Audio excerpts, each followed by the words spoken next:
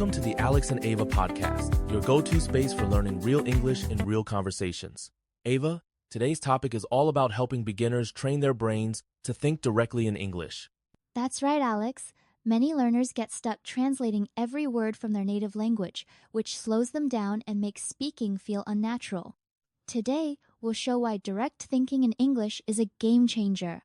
So, if you're tired of hesitating or feeling unsure in conversations, this episode will help you build confidence and fluency from the inside out. Exactly. Let's break down the barriers and make thinking in English your new habit, one step at a time. Let's start with the basics. Thinking in English isn't just about using big words or perfect grammar. It's a mindset shift that helps you react faster and speak more naturally. Right, Alex. Studies show that when learners stop translating, they make fewer mistakes and their speech flows better. It's similar to how athletes train their bodies to move automatically without overthinking each step. Imagine waking up and telling yourself simple actions in English, like, I am brushing my teeth, instead of using your own language.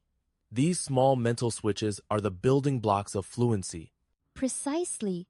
Starting with short, simple sentences lets your brain practice thinking in English all day, making conversations smoother in the long run.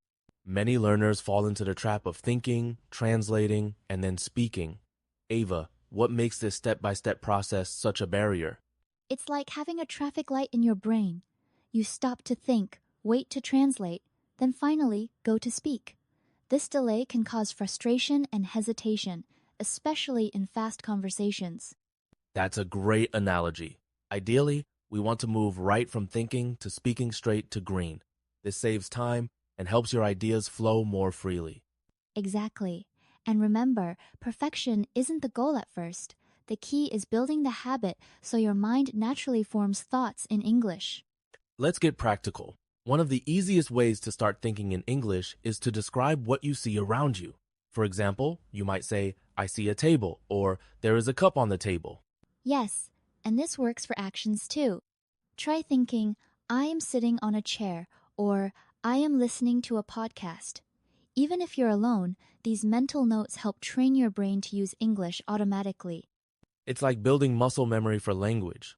The more you practice, the less you need to pause or second guess yourself. Absolutely. This technique is great for beginners because you can start anytime, anywhere, and you don't need to speak out loud to benefit. Another helpful step is to express your feelings and daily routines in English. For instance, you can think, I feel calm, or I'm getting ready for work. That's right. Emotions and routines are universal, so practicing these phrases daily makes English part of your thought process. Over time, you'll notice you don't need to translate these ideas anymore. Also, using English for regular activities like cooking or walking adds hundreds of natural repetitions each week. For example, I'm cutting the onion, or the sun is bright. Exactly. By linking language to real-life actions, your brain starts to associate English directly with what you experience, not just with your native language. Some might feel shy about speaking out loud, especially at first. Ava, how can silent thinking help learners progress? Silent practice is actually powerful. By thinking in English quietly, whether you're commuting, cooking, or waiting in line, you reinforce vocabulary and sentence patterns without pressure. That's a great point.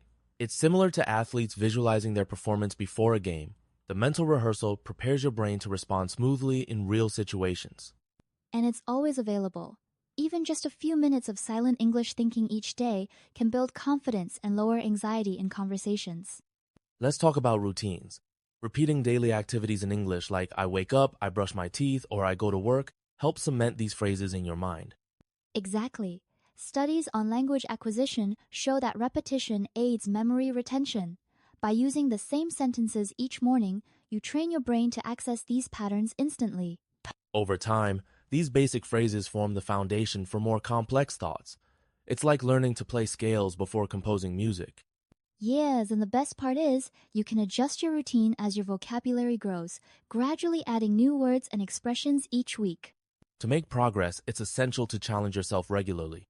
Ava, how can learners actively engage their brains in English? One technique is the mini challenge.